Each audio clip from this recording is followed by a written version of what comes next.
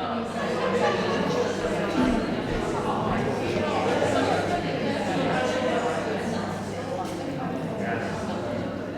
everybody. Good evening. Good evening. Hello. Thank you so much for coming. Our deepest fear is not that we are inadequate. Our deepest fear is that we are powerful beyond measure. It is our light, not our darkness, that most frightens us.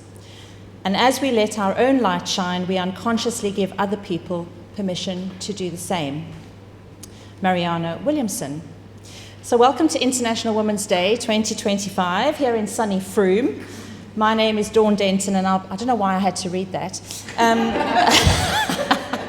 I'll be hosting our evening this evening. So we've got 7 remarkable speakers that are going to be sharing their insights in only 5 minutes. So they're going to be powerful, impactful, and they're going to be unique. During the event, I want you to think about something that inspires you, a quote, maybe something that you've got on your screensaver or on your fridge, an opportunity when you're feeling a bit down that you remind yourself, or if you've got a friend that comes to you and says, I'm having a bad time, what do you share with them? And at the very back in the corner, you'll see there's a jar with a piece of paper and a pen. If you want to write that quote down, tear it off, fold it up, stick it in the jar, and before we all leave, if we help ourselves to one of those, then it's a little gift that another woman this evening has given us to take away as an inspiration. So why International Women's Day? If we are truly wanting an equitable world, then why are we singling out women? Well, it's really very simple. Although we live in a country where the law and society protects women, we still have many more barriers than men. Some of those barriers are obvious, and some of us have had to fight those barriers. Other barriers are a bit more invisible, and some barriers we create ourselves. But if we want everyone to be given an opportunity and a fair bite of the cherry, we need to ensure that the talent pool is barrier-free. We know that a man and a woman will look at a job description differently. There can be 20 items on a job description. 3, a man will say, oh, there's 3 I can't do, that's okay, I'll apply. And we know that a woman will look at the same job description and say, there's 3 on there that I can't do, oh, I'm not going to apply. We behave differently, we think but differently, and we take action differently. So today is not about just our opportunities that we have in the UK, but we stand for those who around the world do not have the respect and the freedoms that we can enjoy here in the United Kingdom. So how can we help? Well, by living the very best life that we can, and by taking every opportunity to engage, and most importantly, to not just talk, but take action, and more importantly, accelerate action. And that's the theme for International Women's Day 2025. And by doing that, we can inspire future generations, we can transform communities, and we can support each other. And women do that very well. So today we gathered here locally, and there's something quite powerful about being local. But even more powerful is that women around the world are united this week around the same theme. And that connection, that thread, is pretty magical, I think. So what I'm going to start off with really is when we take action, we consider our values, what is important to us. And a very good definition of that is core principles and beliefs, which make up our values, guide a way a person acts, the decisions they make, and their behaviors. They shape how we interact with the world, they influence our priorities, and they define what we consider important. So we have professional values, we have personal values, we have cultural values. But what I'd like you to do is just turn to someone at the table that you might not know, somebody you might know but never had this discussion, and just consider what values, maybe 1 or 2, that mean something to you. What makes your life really worth living for? What is it that makes you tick? And we'll just spend a couple of minutes to introduce ourselves to someone we don't know, and then we'll get started.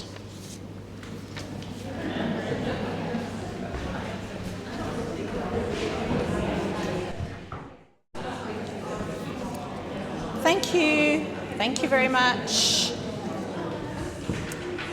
So we're going to do 3 speakers, and then we'll have a break. Please, could you help yourself to a glass of wine, some elderflower, and then the cafe is open if anyone wants any teas and coffees and lovely cakes. Let's support one of our local businesses. And a lot of people have said that they haven't been here for a while because they live on another side of town.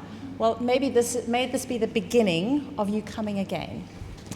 Our first speaker this evening is Joanne Johnson. She's a communications professional with over 2 decades working in the corporate environment with senior leaders and executives, very important people. But she's also a very talented singer-songwriter with published works and TV placements. Who does she think she is? There we go.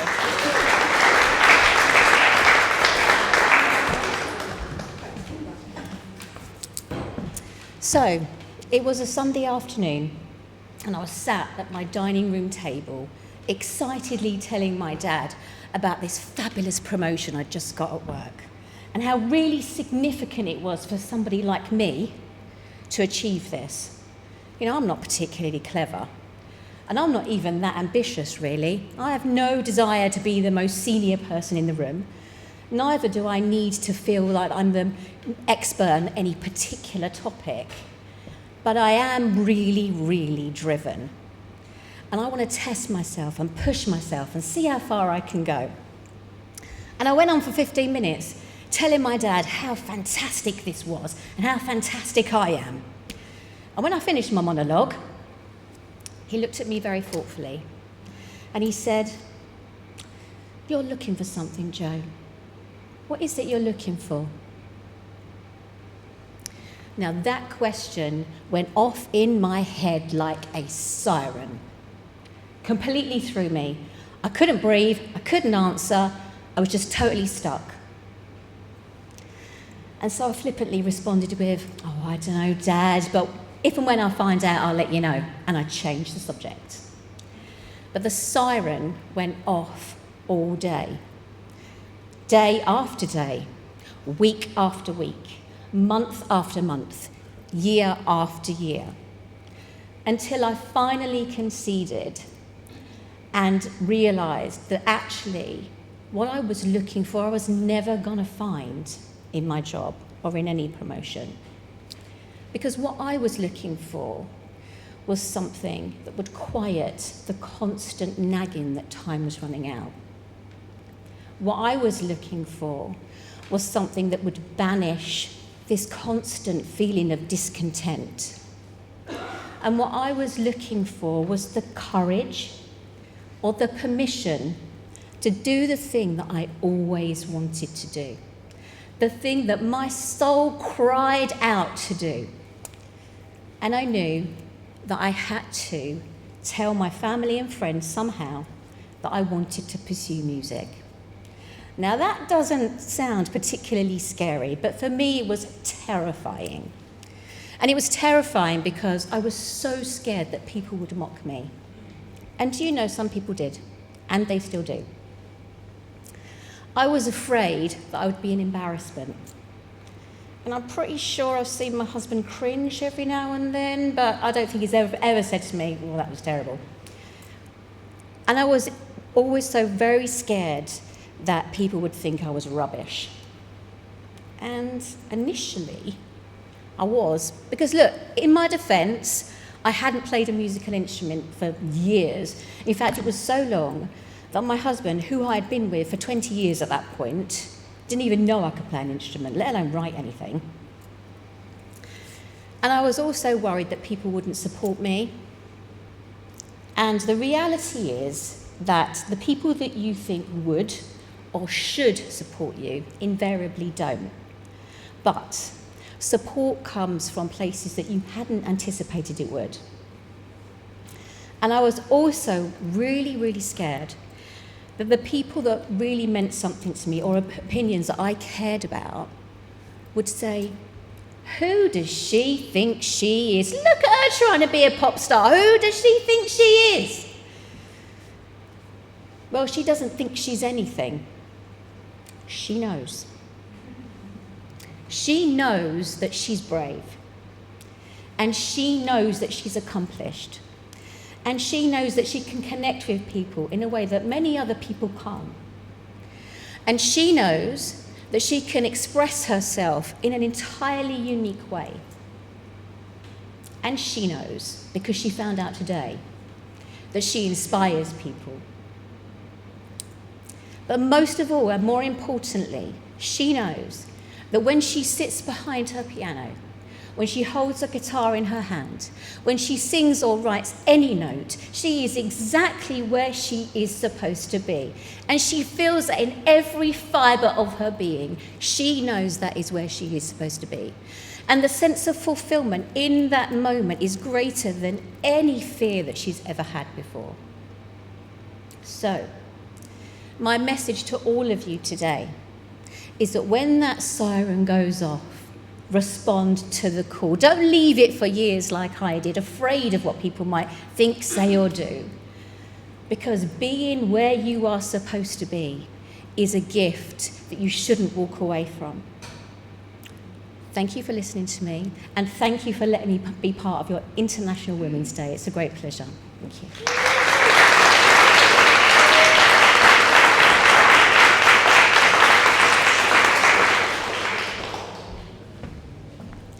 Thank you very much, Jo. Thank you. Up next, we have Wafaa Powell, and she is a Lebanese woman who has lived in different communities and cultures. She has a background in sociology, teaching and counselling, and for her, it's really important that people have social interactions and bring together their traditions. So her talk is about bringing back tolerance into our life and into our vocabulary, and not being self-centered about it, because we remember we've got people who are living in isolation and who are lonely. So Wafaa's going to be talking about tolerance and trends.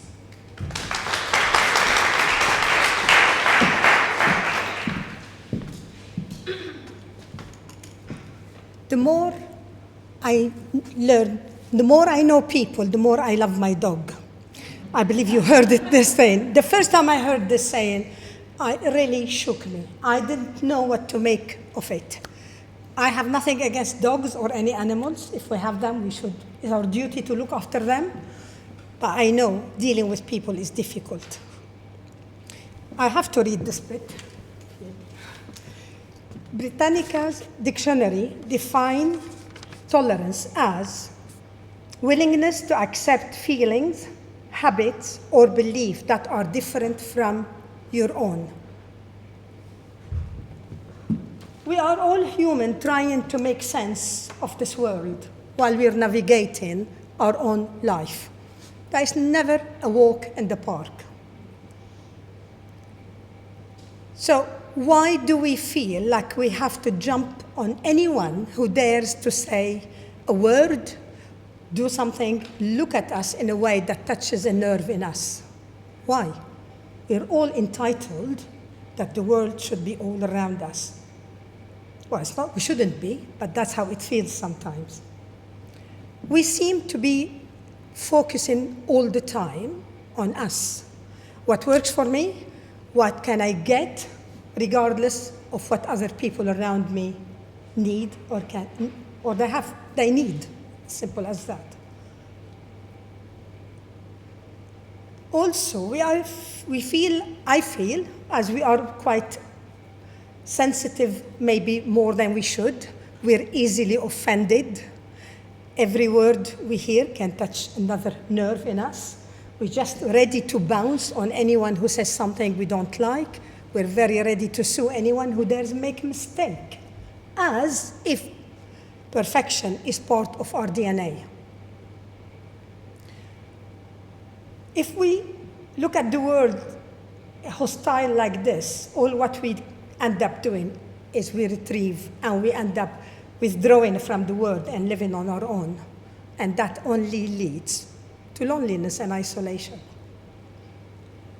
My eldest brother, Edmond, when I was late teens, told me, or we were chatting, and he said, the limit of your freedom is the freedom of others. The limit of your freedom is the freedom of others. I never forgot this sentence, but the key point for me was the others. We don't exist in our own unit, on our own. We always exist with others, and that's where we need our focus to be.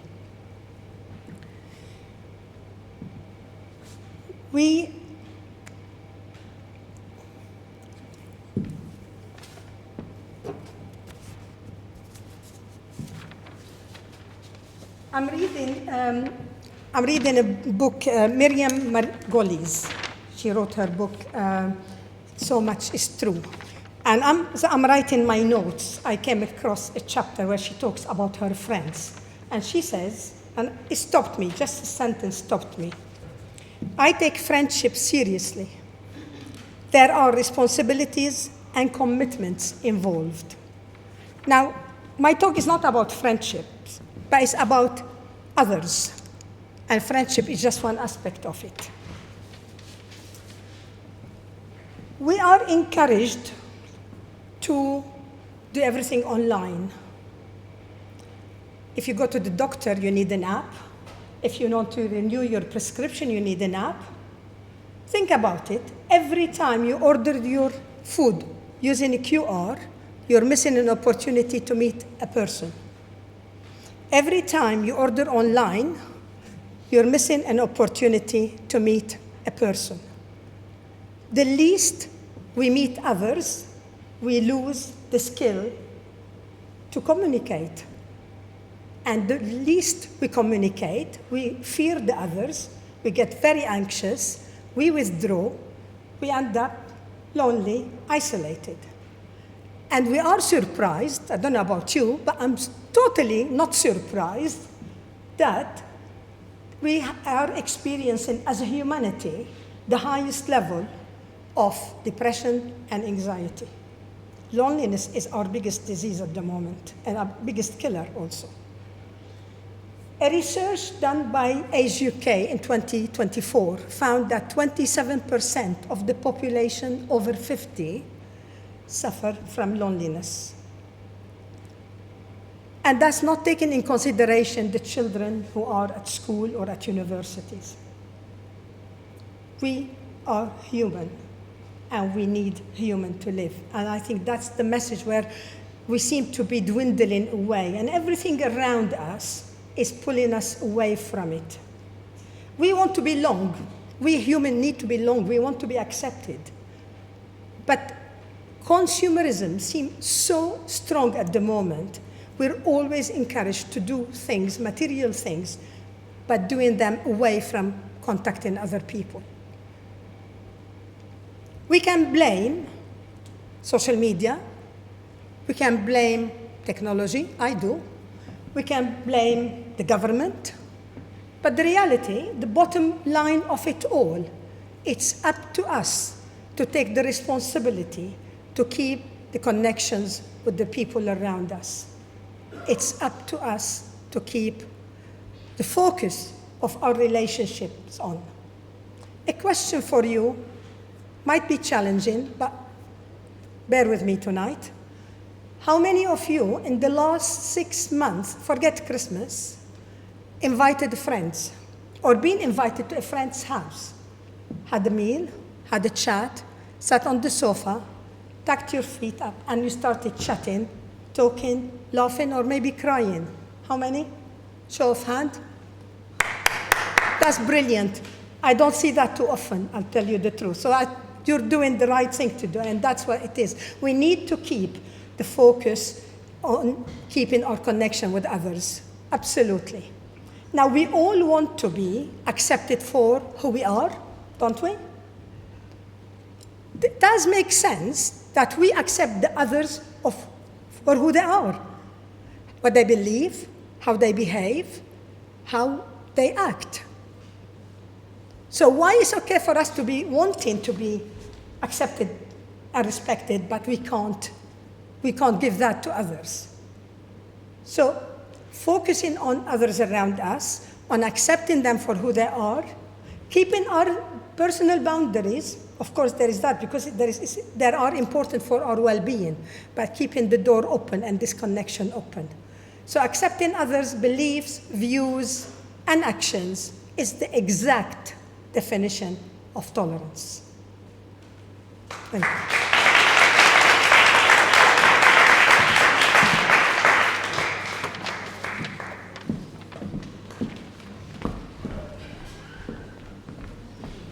Thank you very much, Wafaa.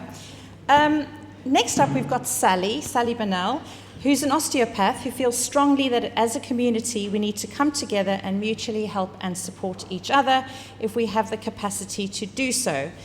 And her talk is about community-based support systems to help improve women's health. And the title is Building Health Through Community.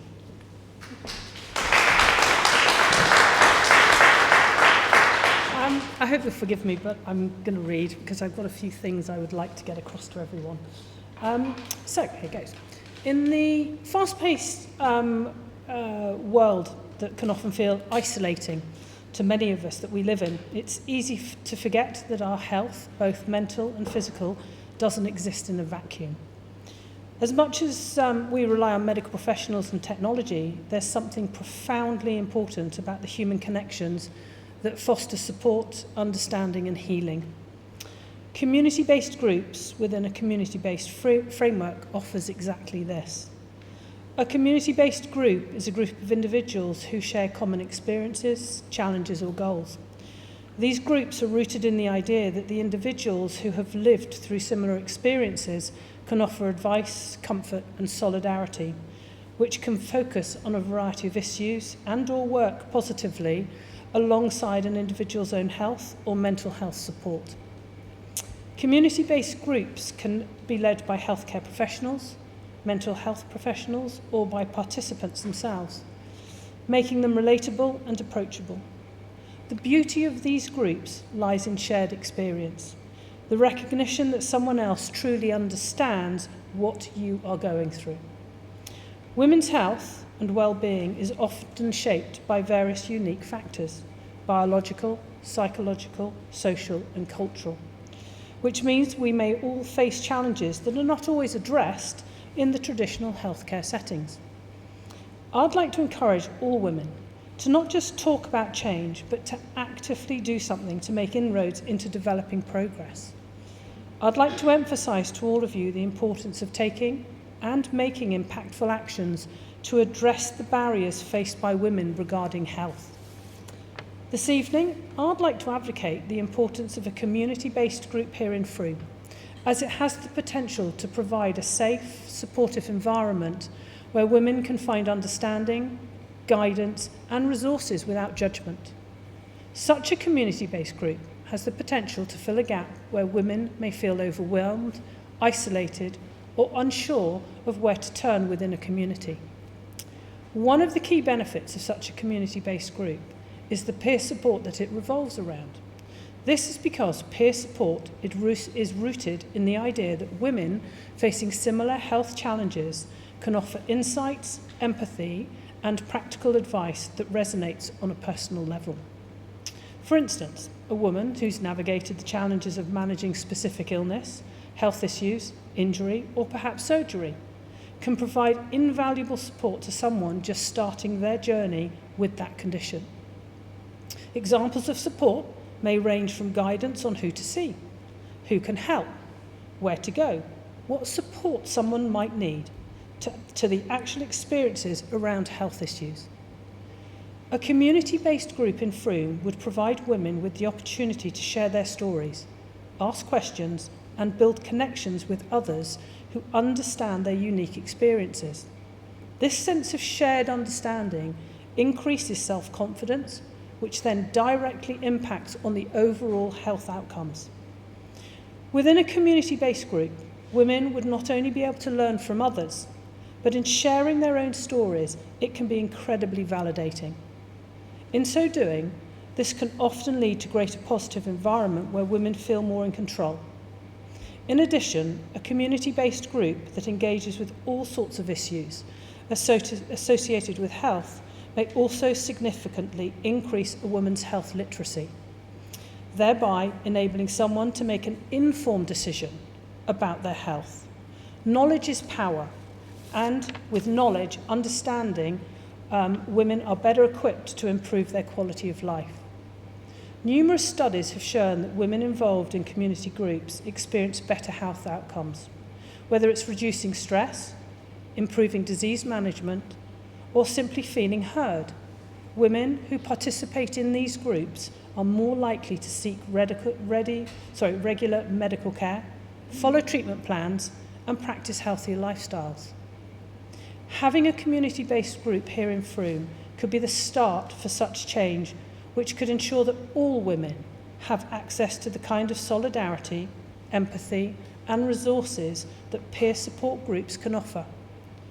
After all, health isn't just about what happens in a doctor's surgery. It's the relationships we build with others, the support we give, and the healing we can find together. So I'd like to advocate a support group in Frome. Thank you.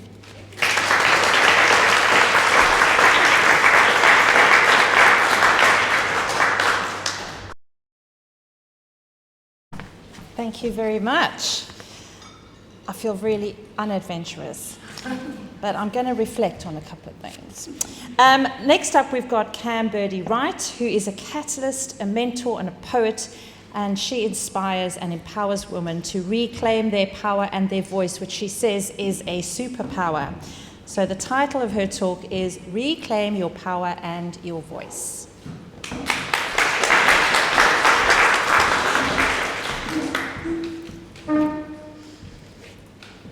For generations, women have been oppressed, suppressed, repressed, and depressed as a result of living a very small and unadventurous life.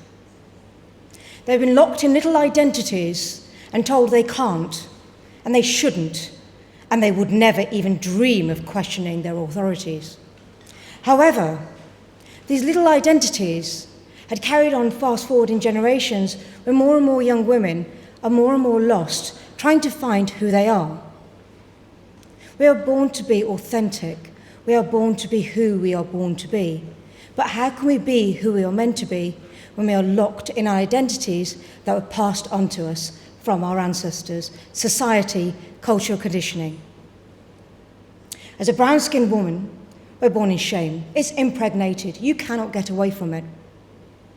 And unfortunately, these stories continue every single day in our lives until we say stop. I was 22, just shy of 22 actually, when I held my mother's hand and I said, "No, you cannot hit me anymore." I don't know where that voice came from, but I was unwilling to live a very, very small life on her terms. I didn't want to be destined to have an arranged marriage and a mother-in-law told me what to do. I didn't want to be small. I wanted to experience the joy of life.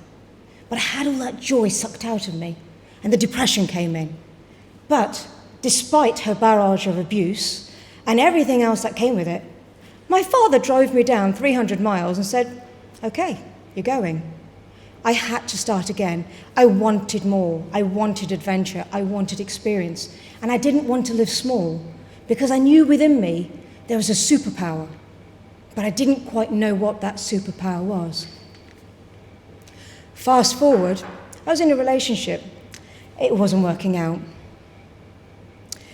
When I told this guy I was leaving him, the first 3 things he said to me: "You will never live in a house like this, you will never have a good salary, and you'll never, ever drive a sports car." Okay, within 6 months, there were a lot of things that I wanted to do. I was in an executive job in construction. I was driving the beautiful Mercedes-Benz C220 CDI Sports Coupe. I absolutely loved it. And I tripled my salary, and I continued a career which inspired many people, but I believed in so much because I knew within me I could do this job. And people said to me, "What's your degree in?" Life.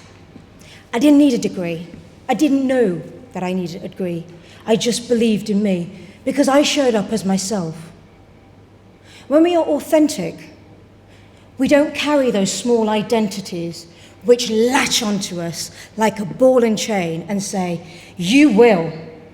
We step into that part of ourselves because we know that by being authentic and being ourselves, we are inspiring other women to take those steps and move forward and step into their superpowers. Because what happens is, when we don't have that identity, we have this immense freedom, because nothing is stopping us.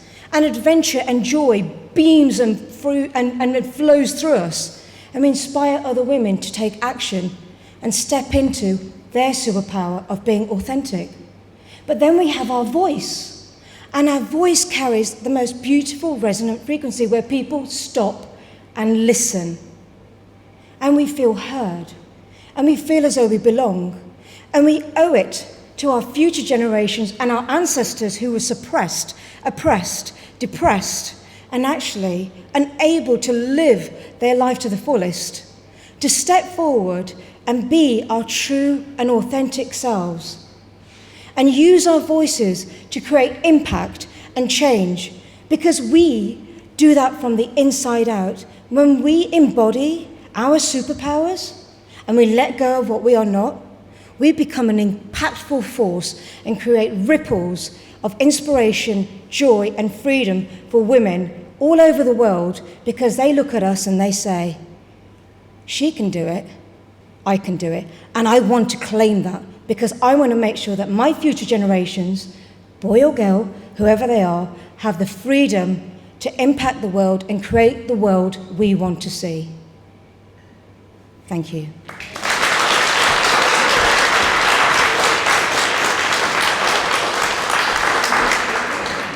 Thank you. Thank you very much. Up next, we've got Charlie Wilson, who's a Spanish language and cultural exchange businesswoman. And she helps for people to feel inspired to learn another language in a friendly and curious environment. And today she's going to be talking about a midlife crisis. Doesn't have to be a sad time, but an opportunity to relearn and unlearn everything that may not have been in our best, to make us our best. So the title of Charlie's talk is No Such Thing as a Midlife Crisis, More of a Midlife Revolution.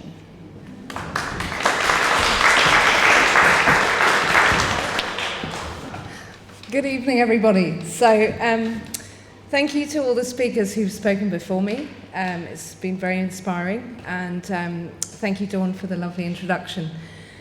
So I like to start my talks with a little question, just to make sure that everyone's paying attention. And there are a few men in the room, which I'm glad to see. Not many, but a few. And I'd like to ask you the question first. So please raise your hand if, when asked your age, you either hesitated to answer, maybe lied a little bit about what it was, or didn't answer at all. So if that was you, raise your hand. The men in the room. Okay, so interesting. No raise of hands. Now my question goes to the women in the room.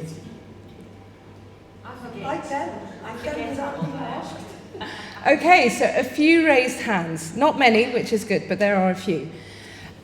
So my official age is 43, which makes me officially middle-aged. Woohoo! Hang on, I've still got a whole talk to do. But that's assuming that I live up until my 80s, of course, you know. When I was younger, or up until the age of 39, I basically dreaded being a middle-aged woman. I mean, if you think about it, what's sexy and exciting about having more grey hairs, more wrinkles, loss of skin elasticity, gaining weight in all the wrong places, and that's just the physical changes. The hormonal ones I would leave for another talk altogether. And speaking of which, if I do forget what I'm saying, it's only brain fog, guys, which is a hormonal change. But growing up in the 80s, and these were my references as a child growing up in the 80s, being a middle-aged man wasn't so bad after all.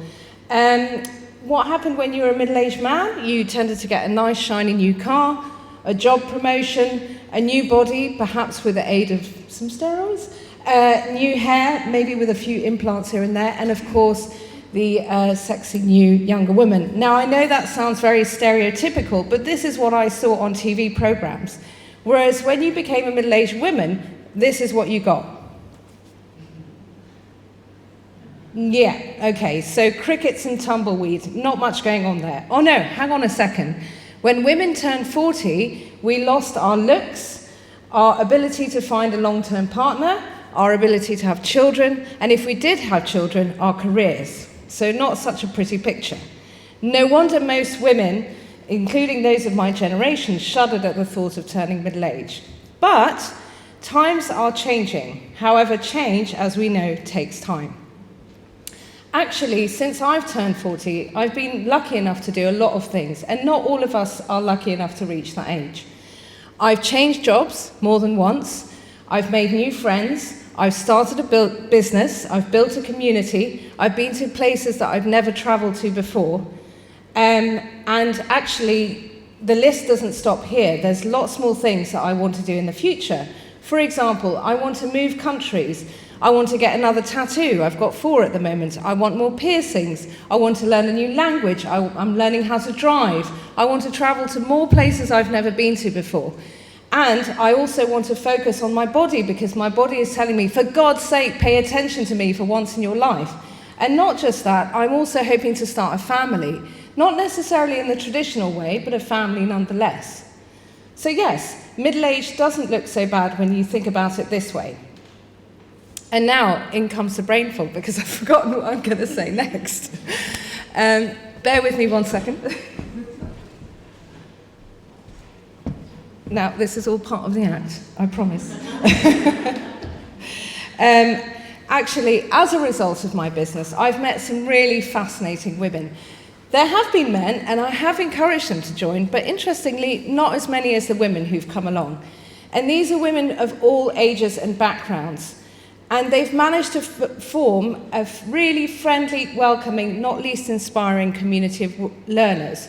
These are women who have decided that at their age, you know what, I'm going to learn a new language and I'm going to learn about a new culture, or I would like to revisit the language that I learned many years ago and get better at it. How inspiring is that? And what does that mean about middle age? That it's not just another chapter in your life. It can be exciting, invigorating. It can be something new, it can be something slightly adventurous, it can be lots of different things. And that's where I'm going to conclude for now, but I have so much more to say about this, I just don't want to take up more than the 5 minutes I have.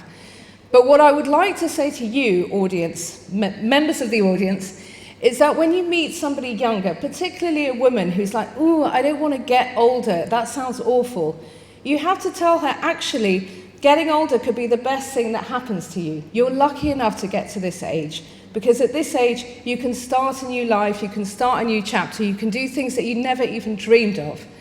And for those of you who are already in your middle age, don't call it a crisis. This is not a crisis, this is a revolution. This is a time to start a new chapter in your life, to embrace new things, and to celebrate what has been before. Because that's what we need to do, celebrate as well as embrace. And so now, I would like to ask the question that I asked at the beginning of this talk. Raise your hand if when someone asks your age, you answer the question with pride and with gratitude. Of course. Thank you so much, everyone. Have a wonderful evening.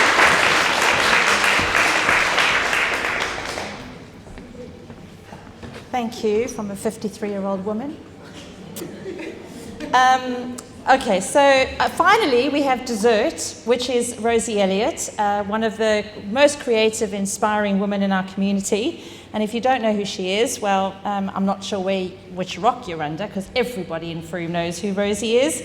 She brings energy and passion to every room that she's in, and she's also the co-chair of the Frome Festival, so she's very involved. And her talk is about if you have to eat 2 frogs, eat the biggest one first. And the title is called Make It Happen.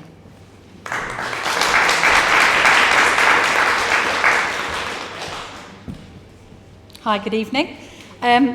So, because International Women's Day this year is Accelerate Action, the theme is Accelerate Action, I do want to then give you the whole quote that Dawn just gave you a little quote on.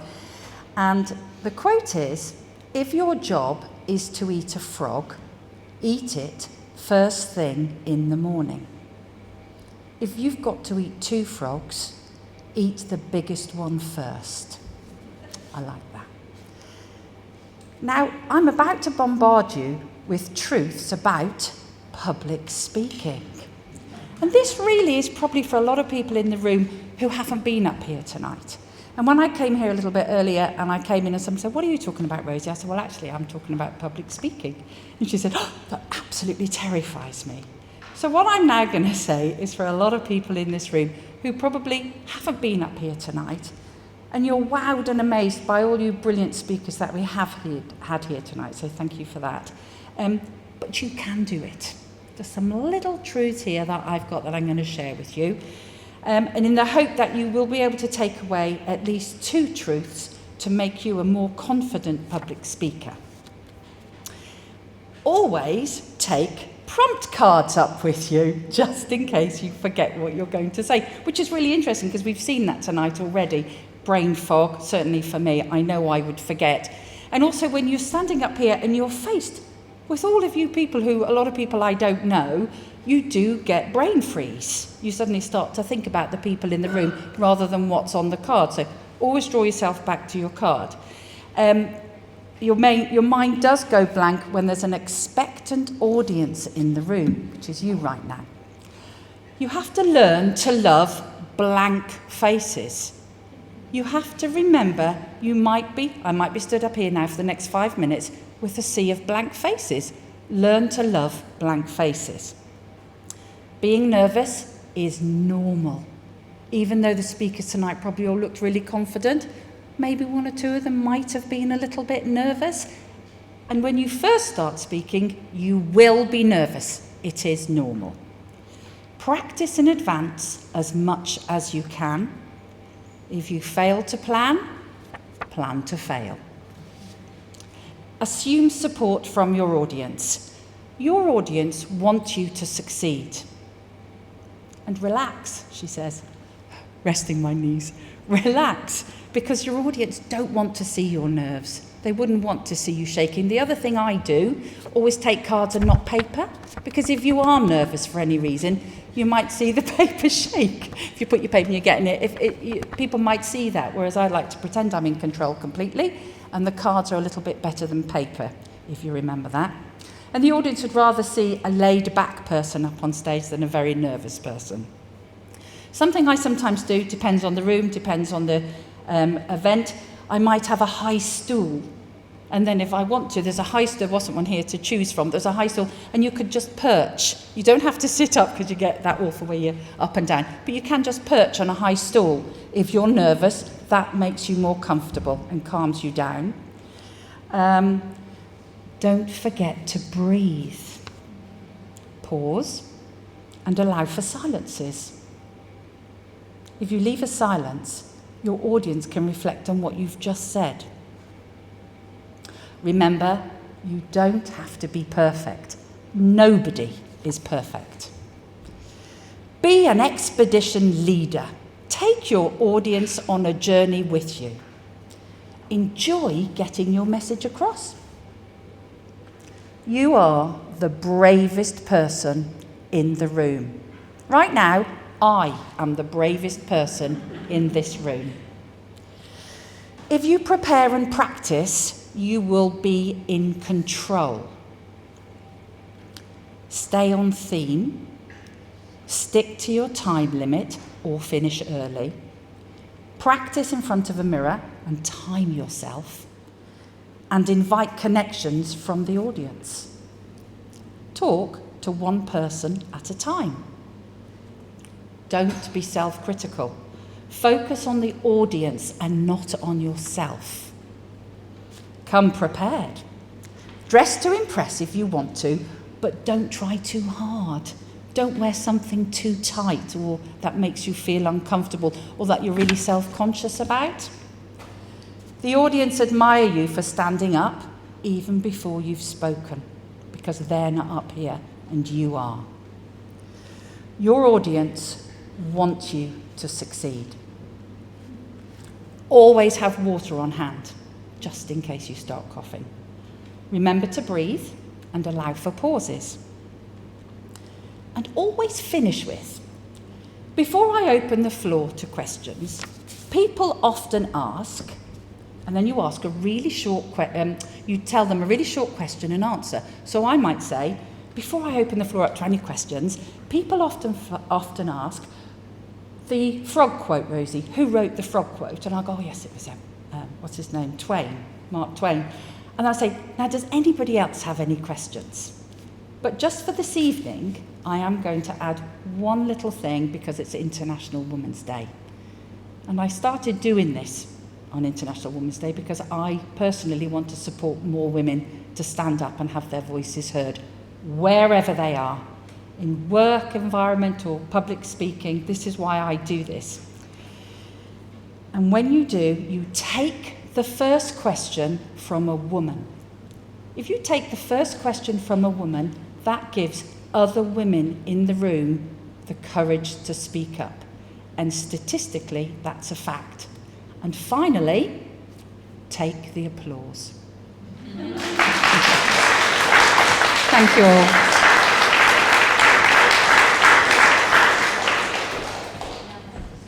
Thank you very much, Rosie. I just wanted to round up some of the little lessons I've taken away from this evening. I think from Jo, I really feel quite passionately about thinking about what I'm really looking for. I think we all spend our lives looking, but what are we really looking for? I loved the quote from Wafaa. The limit of your freedom is the freedom of others, which I think is really quite special. Sally spoke about human connection, and what I thought was really quite poignant, specifically for today, is not just talk about change, but take impactful action. Andrea spoke about reflecting on things that stop us doing things we really want to do, because we have a lot of barriers that stop us from really taking action. Cam spoke about our unwillingness to live a small life. You know, maybe stepping into that, I don't want to live a small life anymore, and I want to live it on my terms. Charlie spoke about how lucky we are to be at the age that we're at. I'm lucky to be 53. I thought I would share that. Let me make sure I've got everybody. Charlie, I've done Charlie, and finally, is that right? Rosie. About take your audience on a journey with you. And I hope that this evening you've been on a little bit of a journey and that you're taking some treasures and gifts away with you. And we'll see you again, International Women's Day 2026.